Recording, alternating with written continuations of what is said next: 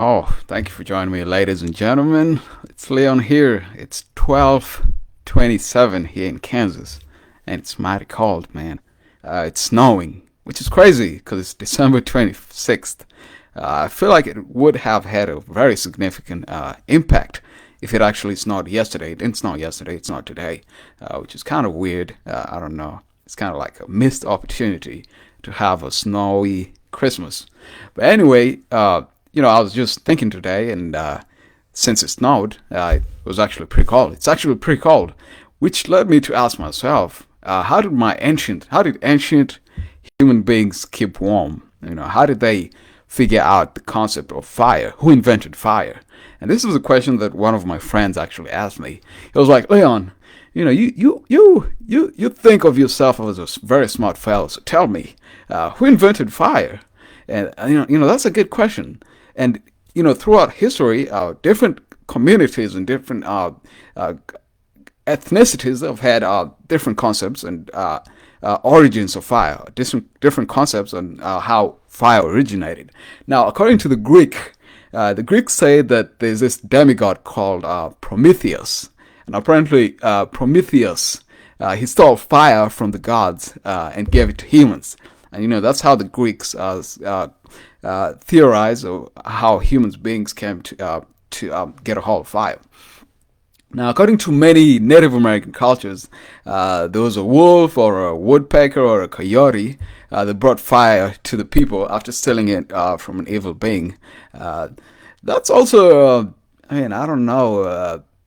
It's an interesting theory, right? And last but not least, the legends. It says like the legends of the Caroline Islands in the Pacific. To them, they say that Olafut. There's a young boy called Olafut who lives in the heavens, and this Olafut he gave human beings fire by just apparently giving a bird, and the bird just flew down to Earth with fire, and it introduced it to human beings. But what does science say? What does science actually? These are all theories, and every community has its own opinions on how we came a hold of fire. But what about scientists? What do scientists have to say about fire? So first of all, it's really important that we recognize that human beings did not invent fire. Okay, but the earliest what do you call it? Oh my God, this is the problem with having English as a second language. Sometimes you just lose words. Anyway, the thing I meant to say is that the earliest evidence of fire was actually with Homo erectus. Homo erectus is a very early species of human beings, and apparently scientists found wood ashes in the remnants, near the remnants of Homo erectus, and this led them to conclude that it's Homo erectus who had the earliest who had the earliest experience with fire. Now, remember, fellas, fire. Like I said, nobody invented fire. Okay, fire exists in the natural world even currently. Sorry for that. Think of volcanoes, right? Volcanoes have fire. Think of lightning bolts. Sometimes lightning strikes trees, and the trees lights up on fire, right? Think of just spontaneous wildfires. Most wildfires aren't caused by human beings. Some of them are, but sometimes just fire just starts out of nowhere because the grass gets too dry, and it crackles, and that ignites a little spark, and all of a sudden that might catch up and become a wildfire. So it's clear that human beings at a very early stage, way back in the day, we're talking about 2 million years ago, they had already seen fire. They had already come into contact with fire.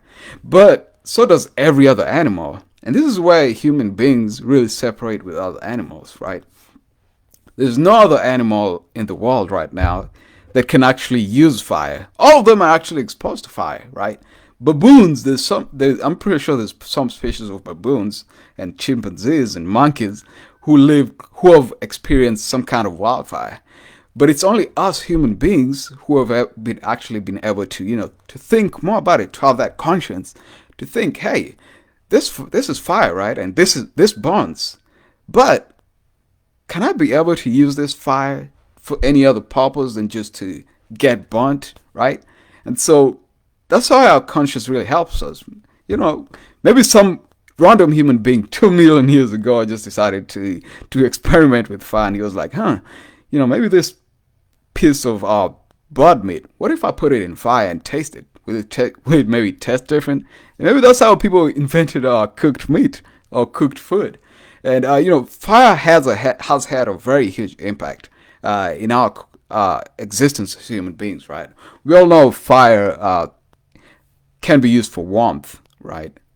Whenever we get cold, we just way back in the day, way before AC and way before HVAC and all that fancy stuff, we used to use fire. All the human beings just stood close to fire, and that's part of the reason why we lost our what's it called? That's part of the reason we don't have fur like chimpanzees. Chimpanzees have a lot of hair all around their body, but for us, we have very soft skin. I mean, look at the arms, the legs, the torso. We don't have that much hair, and part of the reason is because we've had fire for so long that we have not had necessarily need to grow more body hair, right?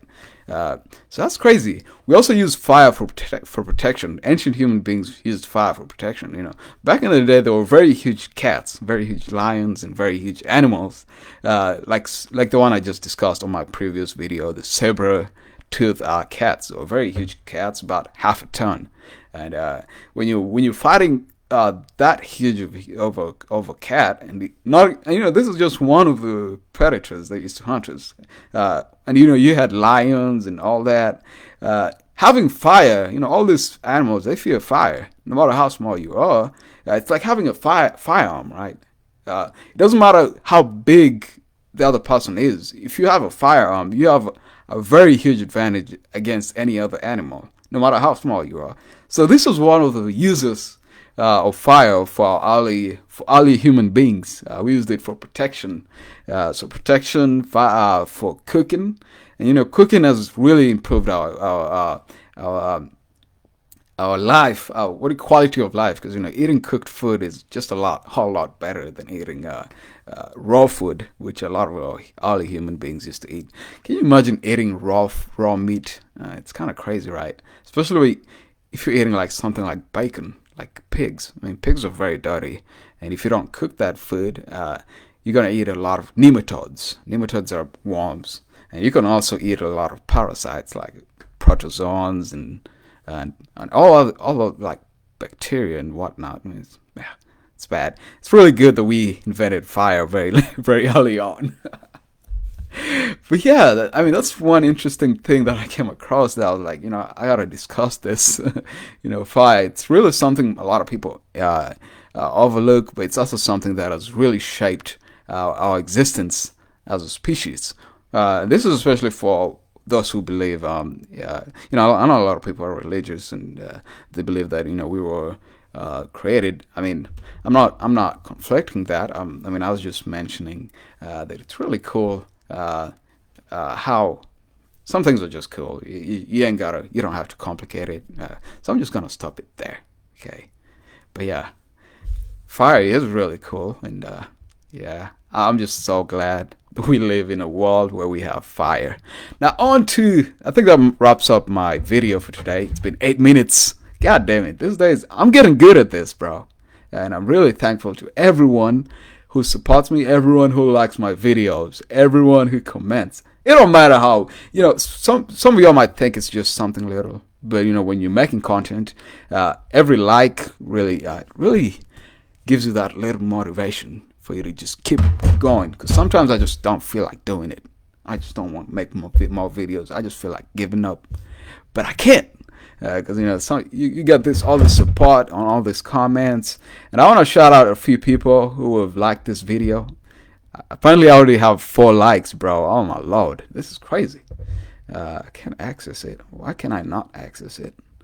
But let me go ahead and mention the people who liked my previous live. That was episode 13. If you haven't watched that, please go ahead and watch it. But anyway, thank you to Ernest Ouma. I used to go to high school with Ernest Ouma. Thank you to Nancy Kenyon. Thank you very much, Nancy Kenyon. Thank you to Faith Chepkosgei. and Chebet Tenai. Who's Chebet Tenai? She has a very cute cat. And someday I'm going to have a podcast about how we domesticated cats. So thank you very much, Chebet, come tonight. Thank you to Gloria Chelimo. Seen you a lot of times. Thank you to my Cusco Lin Chirchir. And, oh, not forgetting Mr. Moses Bitch. Thank you very much. Jafet Korir. I used to go to high school. Oh, no, it's not the same Jafet. But thank you very much, Jafet Korir. Thank you to Kathy Misik. Emmanuel Roby, all the way from El Paso, Texas. He's a Texan. I used to live in Oregon. So, but thank you very much. Thank you to Tyrone, the great Marine. Thank you for your service, my friend. Thank you for liking my previous video. Thank you to Chirop Edith, the F1 lady, wonderful lady. I hope you're doing great. And that kind of wraps up my video for today. I'm trying to get better at this. It's really hard, but I'm trying. I see 5 people have already liked my video, but for some reason, Facebook is not letting me. Oh, thank you to Godwill Kiplagat. You're back, my friend. Thank you very much. Godwill, the video I did today was about our fire and how we invented fire and how it's helped us. And sadly, I'm about to go now because I got to work. But thank you very much, Godwill. We should do a live together soon. So anyway, till tomorrow, fellas. I'll see you. Thank you to the 5 people. I can't really see who liked it. Like I said, I really want to shout out to you, but I don't know how to do this Facebook stuff, man. I'm a boomer. How do I do this? How do I like this video? How do I? But it's okay. Anyway, you can catch this live on YouTube. And hey, shout out to my homeboy Jamadson Yelzy, by the way. He's a star. He just got 30,000 views like a few days ago. It's kind of crazy. But anyway, till next time, peace.